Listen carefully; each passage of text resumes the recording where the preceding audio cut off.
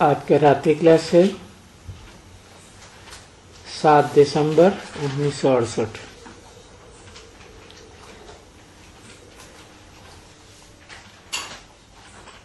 रूहानी बच्चे हैं, भले जिस्म के साथ हैं,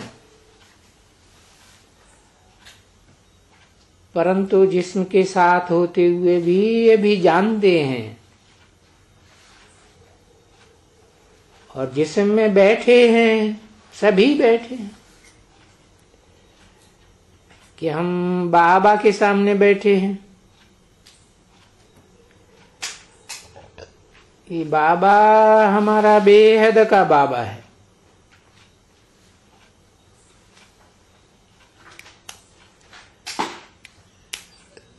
बेहद किस हिसाब से? बेहद की आत्माएं हैं, पार्टधारी, और इस मनुष्य सृष्टि में बेहद के मनुष्य हैं। उन सब का बाबा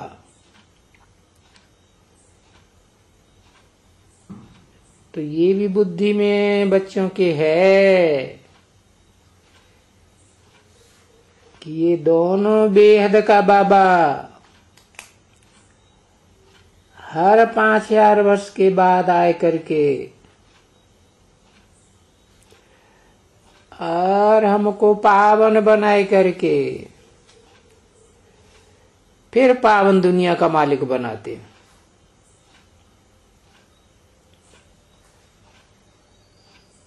अभी हमारा 84 जन्म पूरा हुआ, ठीक है ना? तो अंतिम जन्म भी पूरा हुआ, तामसी जन्म।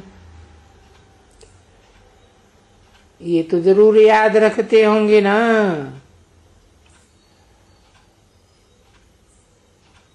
कि अब टाइम पूरा हुआ। अभी हमारा 84 जन्म पूरा हुआ।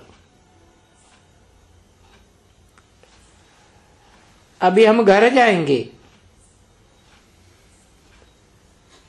क्योंकि पार्ट बजाते बजाते बजाते थक गए।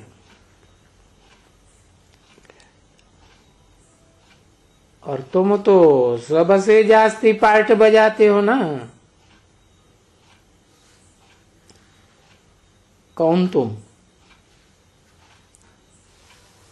है? जो भी ज्ञान सूर्य बाप के डायरेक्ट बच्चे हैं, डायरेक्ट सन्मुख बैठ पढ़ते हैं, वो तो सबसे जास्ती पार्ट बजाते हैं ना। तो ये बात समझते होंगे कि ये बात बुद्धि में चलनी चाहिए। हम सुखधाम का पार्ट बजाते बजाते फिर अब दुखधाम का पार्ट बजाते हुए अभी हमको लेने के लिए फिर बाबा आया हुआ है। सुखधाम ले जाने के लिए आया है? कौन ले जाएगा? बाबा या आत्माओं का बाप सुखधाम? कौन ले जाएगा? हाँ, साकार निराकार का मेल बाबा सुखधाम ले जाने के लिए आया हुआ है। परंतु वाया शांति धाम हम जावेंगे। इसलिए बाप कहते हैं बच्चों को बहुत क्या याद करना चाहिए। और मैं बहुत सहज बात बताता हूं, बताऊं? क्योंकि बाप बच्चों से पूछेगा ना, बच्चों बहुत सहज बात बताऊं, क्या करो? ये तो जानते हो कि ये दुखधाम है। कलह क्लेश का युग माना ही दुखधाम, और सतयुग माना ही सुखधाम। तो ये बात तो समझना सहज है ना। झूठ का युग है तो दुखधाम, सत्य का युग है तो सुखधाम।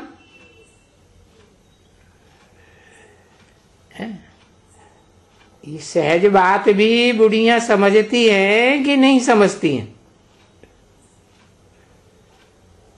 कि कलह कलेश का युग दुखधाम है और सत्य का युग सतयुग सुखधाम है। अभी बाप तो आए हुए हैं ले जाने के लिए।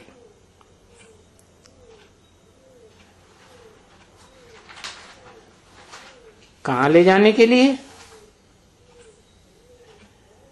आत्मा शांत स्वरूप है तो आत्माओं का बाप शांति धाम ले जाने के लिए आए हुए हैं। और फिर मनुष्य सृष्टि की आत्मा सुख स्वरूप भी है।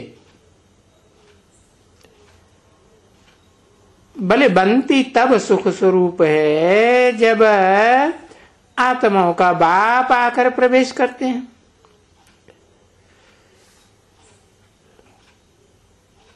तो दोनों बेहद का बाप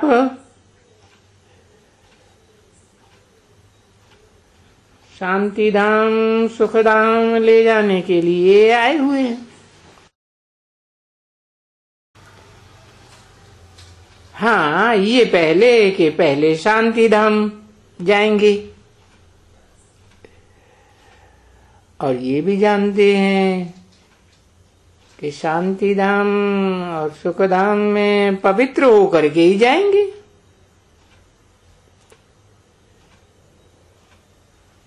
तो पवित्र होने के लिए बाप ने युक्ति बताई है। किसको याद करो? रूहानी बाप को याद करो। वो तो सदा पवित्र है, कभी अपवित्र बनता ही नहीं। बल अपवित्र दुनिया में आता है, अपवित्र शरीर में आता है, फिर भी पवित्र ही रहता है ना। बुद्धि से सदा पवित्र, समझा ना? इस बात को अंग्रेजी में कहा जाता है स्पिरिचुअल।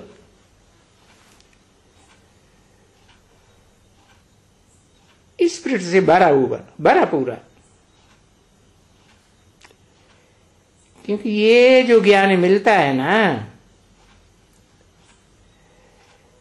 इसको भी कहा जाता है स्पिरिचुअल ज्ञानी, रूहानी ज्ञान। रूहानी का अर्थ ही है स्पिरिचुअल। तो जब भी कोई पूछे हमारा स्पिरिचुअल फादर, क्योंकि स्पिरिचुअल फादर तो और कोई हो ही नहीं सकता, और कोई भी धर्म पिता नहीं है जो आकर के ये बात बतावे।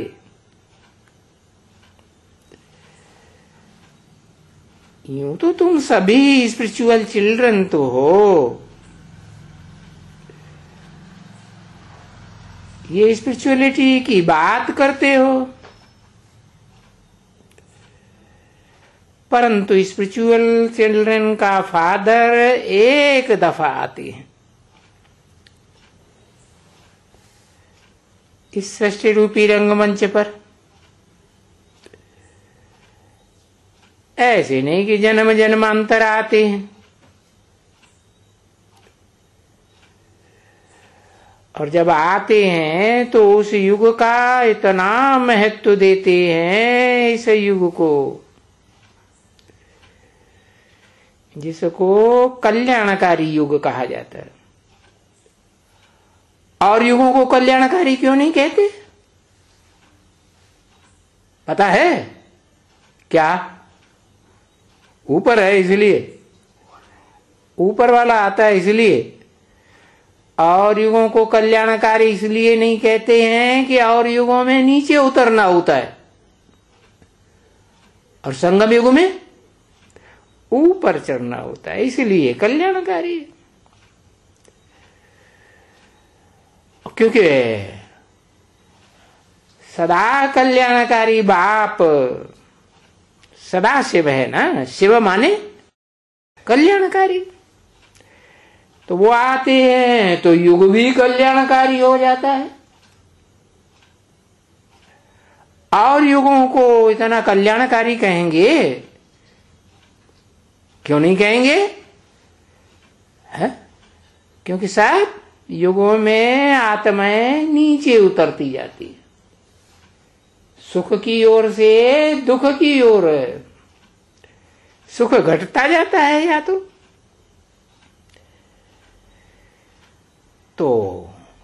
कल्याणकारी युग को ही कहा जाता है पुरुषोत्तम युग। पुरुषों में जो उत्तम ते उत्तम आत्माओं के प्रत्यक्ष होने का युग है, उसको पुरुषोत्तम युग कहा जाता है। पता चलता है ना कि षष्ठी रूपी रंगमंच पर कौन कौन नंबरवार हीरो पार्टधारी है।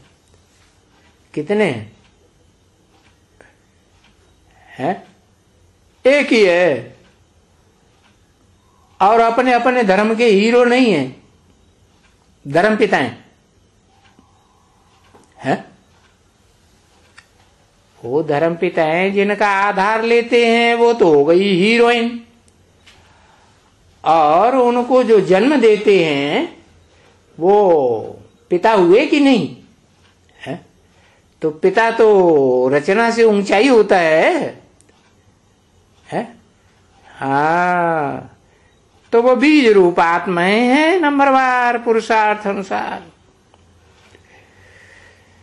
तो ये पुरुषोत्तम युग होता भी यहां भारत में है, कोई दूसरे देश में विलायत में कोई नहीं होता है, और कोई भी जगह में नहीं गाया जाता है। पुरुषोत्तम संगम युग यहां ही गाया जाता है। तुम बच्चों को बाप समझाते भी हैं, ये पुरुषोत्तम युग क्या है, कब होता है, कैसे होता है। क्योंकि इस युग में ही पुरुषों को उत्तम ते उत्तम बनाना है। अभी तो कनिष्ठ हो, नीच हो। क्यों? क्योंकि युगों को भी तो उत्तम मध्यम कनिष्ठ कहा जाता है ना। तो ये उत्तम मध्यम कनिष्ठ की बात समझते हो, ये अक्षरों को समझते हो ना। उत्तम मध्यम कनिष्ठ, वैसे ही उत्तम मध्यम कनिष्ठ ये युग भी है। उत्तम सतयुग, मध्यम द्वापर युग, कनिष्ठ कलह कलेश का युग। अभी ये जो सभी पॉइंट्स बाप देते हैं ना, वो सब पॉइंट्स कोई वास्तव में शास्त्रों में नहीं है। हाँ, बाप आकर सुनाते हैं। तो फिर बाप आकर इतने जो पॉइंट सुनाते हैं वो याद कैसे रहेंगे? तो फिर अपने पास डायरी में नोट कर देना चाहिए। कौन सी डायरी में? वो विनाशी डायरी में नहीं, जो आज बनाएंगे कल तो फटफटा जाएगी, खत्म हो जाएगी। कौन सी डायरी में? बुद्धि रूपी डायरी में नोट करके रखना चाहिए। भाई हाँ, उत्तम है सतयुग, मध्यम है बीच का द्वापर युग, और कनिष्ठ है ये कलयुग। तो फिर कनिष्ठ के बाद फिर कहां जाएंगे? जरूर उत्तम में जाएंगे, फिर मध्यम, फिर कनिष्ठ। तो ये सब है ना, आदि मध्य और अंत। तो उस सतयुग को कहा जाता है उत्तम, जहां होते हैं पुरुषोत्तम, प्रत्यक्ष होते हैं ना। कौन उत्तम? पुरुषोत्तम। और उनके साथ फिर वो नारी भी उत्तम, जो सदा साथी है, कि कब साथी कब नहीं साथी। जो सदा साथी है, कभी साथ निभाना छोड़ती नहीं है मन बुद्धि से। तो वो नारी भी उत्तम। ऐसे तो नहीं है कि सिर्फ पुरुष उत्तम कहते हैं, क्योंकि पुरुष तो नर को कहा जाता है। फिर नर भी संपूर्ण कब बनता है? नर भी संपूर्ण तब बनता है जब प्रवृत्ति मार्ग में पक्का हो जाए। तो विष्णु देवता कहा जाता है, विष्णु भगवान भी कह देते हैं।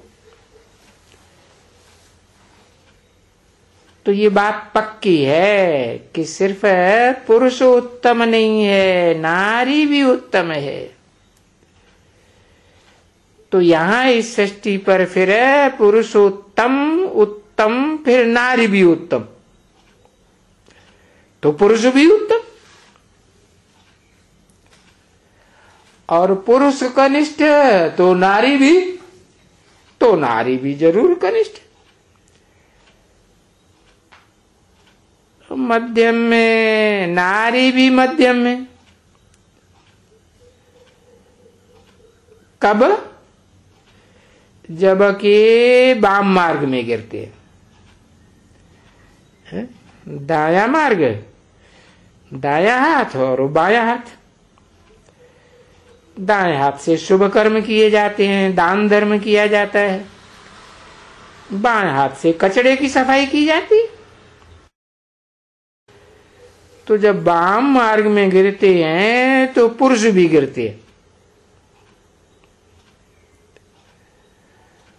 हैं। और जब पुरुष गिरते हैं तो फिर वो भी गिरती है। कौन? नारी। तो बाप देखो नई नई बातें समझाते हैं, और तो दुनिया में कोई भी ऐसी बातें नहीं सुनाते, क्योंकि वो सभी हैं कलयुगी बातें, भक्ति की बातें हैं। और भक्ति तो 10 सिर वाले रावण से आती है, 10 मतों से, और ज्ञान तो एक से आता है। तो जो 10 मतों से आता है, 10 बुद्धि रूपी सिरों से आता है, उसको ज्ञान नहीं कहा जाता। वो ज्ञान होता ही नहीं, कभी भी नहीं होता है, क्योंकि मिक्सचरिटी बहुत हो जाती है अनेक बुद्धियों की। तो ज्ञान सिर्फ एक बाप आकर देते। एक बाप का मतलब ये नहीं कि कोई आत्माओं का बाप ही अकेले देते हैं। वो कैसे देंगे? उनको शरीर होता है? तो मनुष्य सृष्टि का बाप भी चाहिए। दोनों मिलकर के एक व्यक्तित्व, एक शख्सियत हो जाते हैं, तो वो एक ही बाप आकर देते हैं। देंगे तो मुख से ना, हाँ। तो उसको कहा ही जाता है रूहानी ज्ञान, जिस्मानी ज्ञान है। ये कहे कि जिस्मानी ज्ञान है शास्त्रों का है, ये कहे, ये माने कौन कहे? हाँ, दादा लेखराज ब्रह्मा कहे कि ये जिस्मानी ज्ञान शास्त्रों का है, तो फिर उस जिस्मानी ज्ञान को फिर अंग्रेजी में फिलॉसफी कहा जाता है,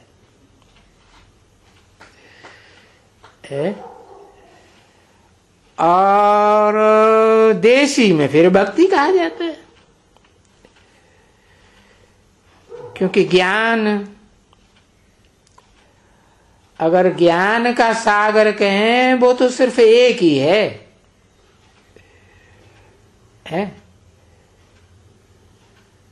जैसे ज्ञान का सूर्य एक ही है,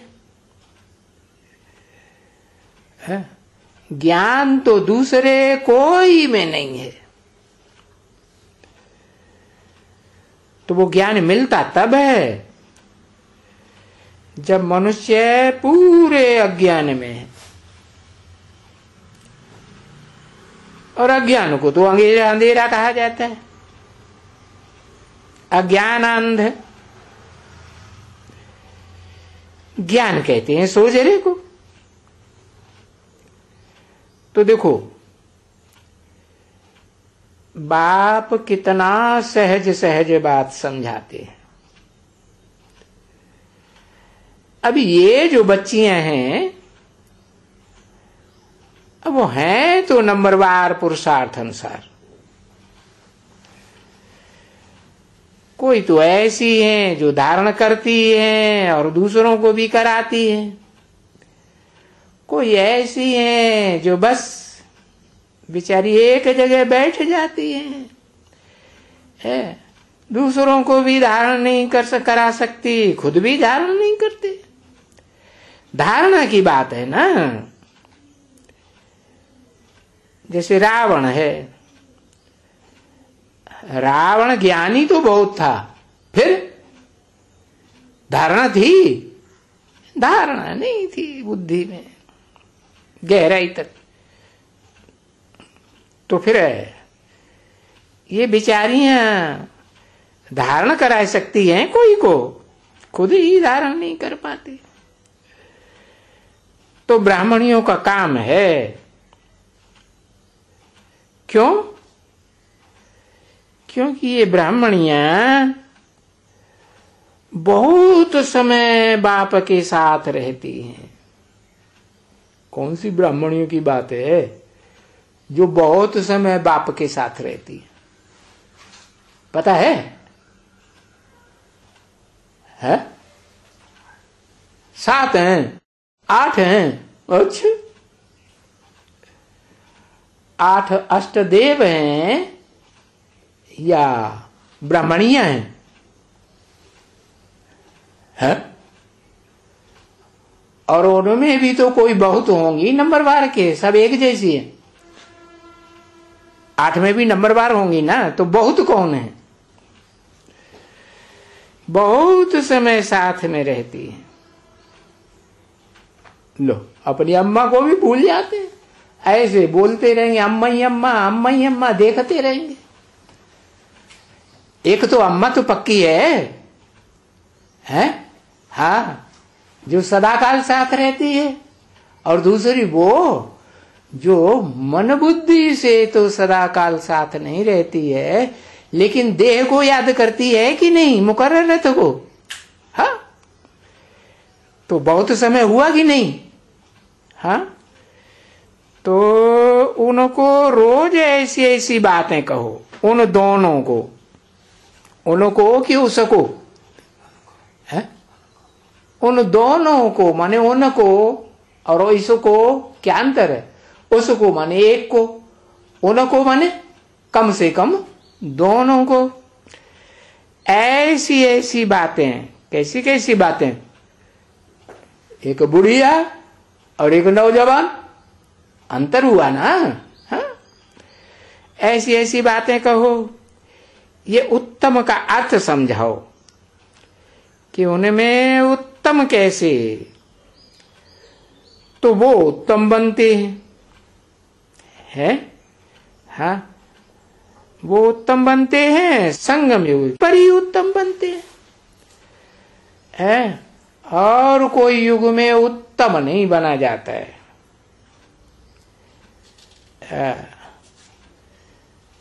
कलह क्लेश युग में तो उत्तम बनने की बात ही नहीं, संगम युग की बात है।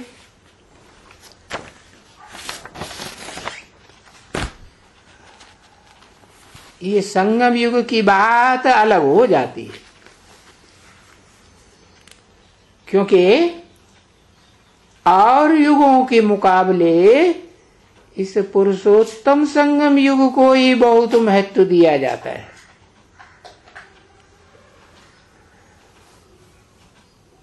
ओम शांति। 7/12/1968 की रात्रि क्लास का दूसरा पेज।